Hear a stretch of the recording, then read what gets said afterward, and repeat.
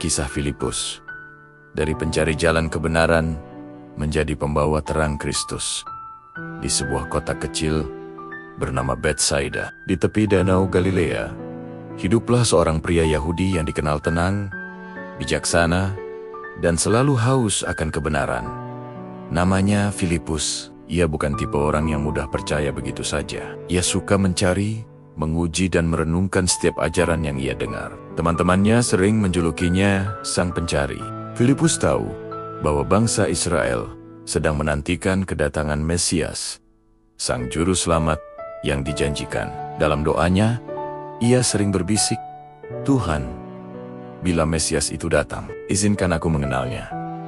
Ia tidak menyadari bahwa doa yang tulus itu akan dijawab jauh lebih cepat dari yang pernah ia bayangkan. Suatu hari, ketika Yesus memulai pelayanannya di Galilea, ia melihat Filipus sedang berjalan sendirian dengan tatapan yang penuh belas kasih dan suara yang lembut namun tegas. Yesus hanya mengucapkan dua kata, "Ikutlah aku." Seketika, Filipus terdiam. Ia merasakan sesuatu yang belum pernah ia rasakan sebelumnya. Sebuah kehangatan, sebuah cahaya yang seolah menyentuh relung hatinya yang paling dalam. Tanpa ragu sedikit pun, ia meninggalkan semuanya dan mulai mengikuti Yesus. Panggilan itu terasa begitu kuat, begitu benar. Bagi Filipus ini adalah jawaban dari pencarian panjangnya selama ini. Setelah menjadi murid, hal pertama yang dilakukan Filipus adalah berlari mencari sahabatnya, Nathanael. Dengan semangat yang meluap-luap, ia berkata, "Kami telah menemukan dia yang tertulis dalam kitab Taurat dan kitab para nabi." Antusiasme dan ketulusan Filipus begitu menular, hingga Nathanael pun ikut menemui Yesus, dan akhirnya ia pun menjadi murid. Sejak awal, kita bisa melihat peran Filipus. Ia adalah seorang penghubung, seorang jembatan yang membawa orang lain kepada Sang Mesias. Di antara 12 murid, Filipus adalah salah satu yang paling sering bertanya. Ia ingin memahami dengan jelas setiap ajaran Yesus.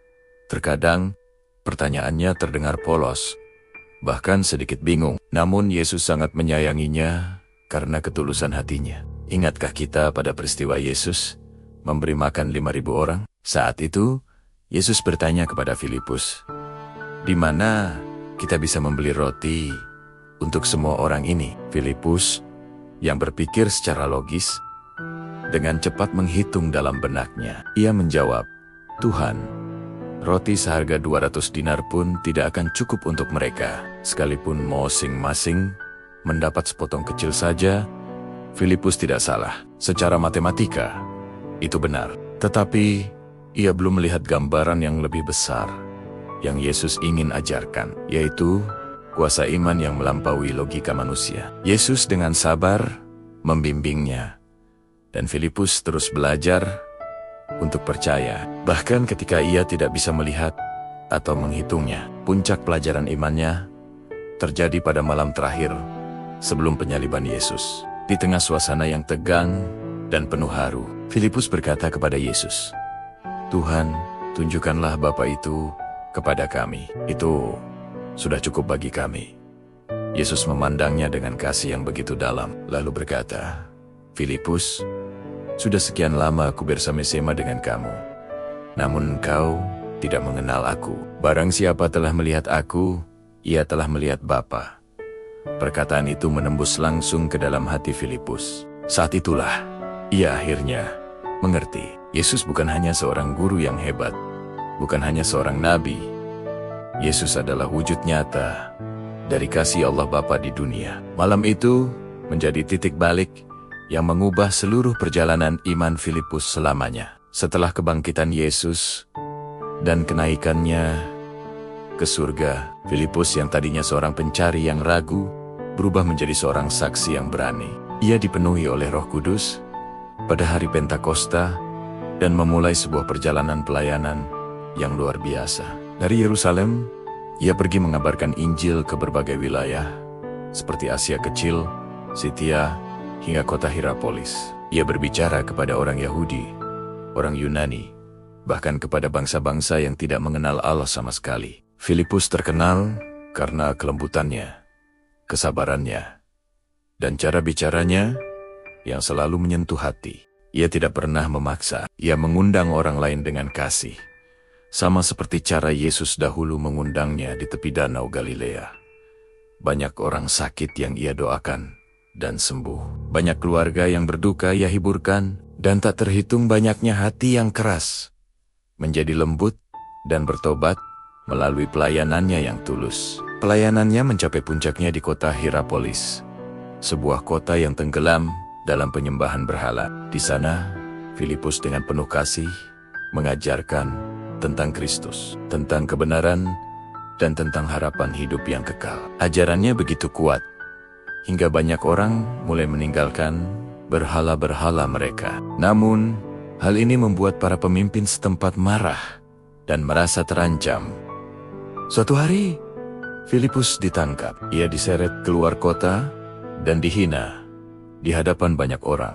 Mereka mencoba memaksanya untuk menyangkal Yesus, untuk kembali pada kehidupannya yang lama. Tetapi Filipus, dengan wajah yang memancarkan kedamaian, menjawab dengan lembut, "Dalam seluruh hidupku, aku mencari kebenaran, dan aku telah menemukannya di dalam Yesus. Bagaimana mungkin aku menyangkal Dia yang adalah hidupku?" Karena penolakannya untuk mundur, Filipus dijatuhi hukuman mati. Banyak catatan tradisi kuno mengatakan bahwa ia disalibkan terbalik dalam posisi yang sangat menyakitkan. Namun, hingga napasnya yang terakhir, ia terus memuji Tuhan. Mereka yang menyaksikan kematiannya berkata bahwa wajah Filipus bersinar, seolah ia sedang melihat langsung cahaya surga yang selama ini ia cari sepanjang hidupnya. Kisah Filipus meninggalkan warisan yang sangat berharga bagi kita semua. Kisahnya mengajarkan kita bahwa Tuhan selalu memanggil orang-orang yang dengan tulus mencari kebenaran.